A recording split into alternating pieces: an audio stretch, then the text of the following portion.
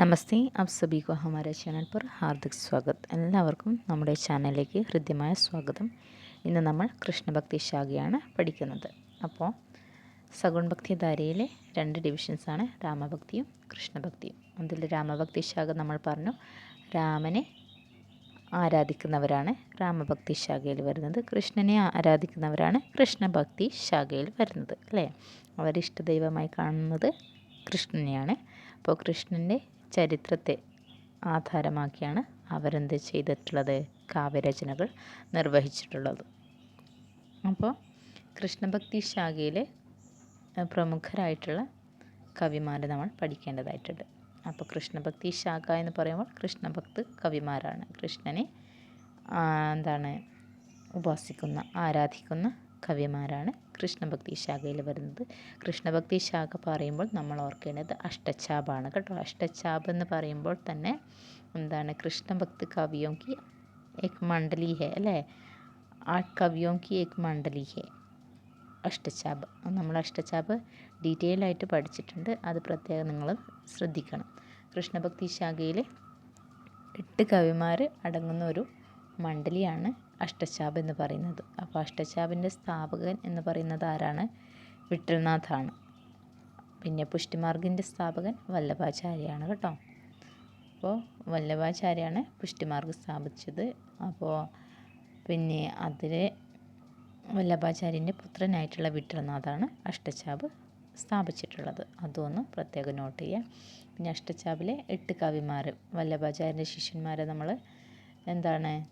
കുബസൂഗ്ര എന്ന കോഡിലൂടെ നമ്മൾ പഠിച്ചിട്ടുണ്ടായിരുന്നു. കുംഭൻദാസും പരമാനന്ദദാസും സൂർദാസും കൃഷ്ണദാസുമായിട്ട് വിട്ടൽനാഥിൻ്റെ ശിഷ്യന്മാരെ നമ്മൾ ഗോച്ചിച്ചാന എന്ന കോഡിലൂടെയും പഠിച്ചിട്ടുണ്ടായിരുന്നു, അല്ലേ? കോവിദ് സ്വാമി, ചീത് സ്വാമി, ചതുർഭുജസ്വാമി, നന്ദദാസ് എന്നിങ്ങനെ ഗോച്ചിച്ചാന എന്ന കോഡിലൂടെ നമ്മൾ പഠിച്ചിട്ടുണ്ടായിരുന്നു. അതൊന്ന് പഠിച്ചു വെക്കുക. പിന്നെ കവിമാരെന്ന് പറയുമ്പോൾ നമുക്ക് അഷ്ടച്ചാപ് പഠിച്ചാൽ തന്നെ കൃഷ്ണഭക്തി ശാഖയിലെ കവിമാരെ ഏകദേശം നമുക്ക് കിട്ടും. എങ്കിലും മറ്റുള്ളത് മീരാബായി ആണ്. സൂർദാസ് കഴിഞ്ഞാൽ മീരാബായി ആണ് കൃഷ്ണവർണ്ണനകൾ ചെയ്തിട്ടുള്ളൊരു കവയിത്രി എന്ന് പറയുന്നത്. അപ്പോൾ മീരാബായിയെയും നമ്മൾ ഓർക്കണം. സൂർദാസ്, നന്ദദാസ്, റസ് ഖാൻ, മീരാബായി, പിന്നെ നമ്മളെ അഷ്ടച്ചാപിലെ കവിമാർ കുംഭൻദാസ്, പരമാനന്ദദാസ്, കൃഷ്ണദാസ്, നന്ദദാസ്, ചീത് സ്വാമി, ഗോവിന്ദ് സ്വാമി, ചതുർഭുജസ്വാമി, ഇവരൊക്കെ ആരാണ്? കൃഷ്ണഭക്തി ശാഖയിലെ കവിമാരാണ്. അപ്പോൾ ഇത്രയും നിങ്ങളൊന്ന് പഠിച്ചു വെക്കുക. നമുക്ക് കവിമാരെയും ഓരോ രചനകളായിട്ട് നമുക്ക് ഓരോ വീഡിയോസിലായിട്ട് നമുക്ക് പഠിക്കാം. കാരണം കുറച്ച് രചനകൾ അധികം വരുന്നുണ്ട്. സൂർദാസിൻ്റെ ആയാലും നന്ദദാസിൻ്റെ ആയാലും ഒക്കെ കുറച്ചധികം വരുന്നുണ്ട്. അപ്പോൾ അത് അടുത്ത ക്ലാസ്സിൽ പഠിക്കാം. ജസ്റ്റ് നിങ്ങളൊന്ന് കൃഷ്ണഭക്തി ശാഖ എന്താണ് എന്നുള്ളതും പിന്നെ അഷ്ടച്ചാപ് പഠിച്ചതാണ്, അതറിയാം. അപ്പോൾ കൃഷ്ണഭക്തി ശാഖയിലെ കവിമാരാരൊക്കെയാണ് എന്നുള്ളതും ഒന്ന് മനസ്സിലാക്കി വെക്കുക. അഷ്ടച്ചാപിലെ കവിമാരൊക്കെ കൃഷ്ണഭക്തി ശാഖയിലെ കവിമാരാണ്, പ്രത്യേകം ഓർക്കണം കേട്ടോ.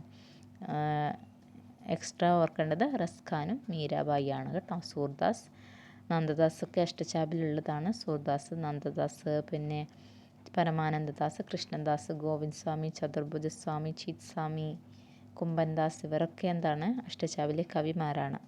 ഇവർക്ക് പുറമെ റസ് ഖാനും മീരാബായി നമ്മളൊന്ന് ഓർത്ത് വെക്കണം. അപ്പോൾ ഇത്രയും കവിമാരാണ് കൃഷ്ണഭക്തി ശാഖയിൽ വരുന്നത്. അപ്പോൾ അടുത്ത വീഡിയോയിൽ നമുക്ക് ആരെക്കുറിച്ച് പഠിക്കാം? സൂർദാസിനെ കുറിച്ച് പഠിക്കാം. ഓക്കെ, അപ്പോൾ അതുവരെ എല്ലാവർക്കും ധന്യവാദം.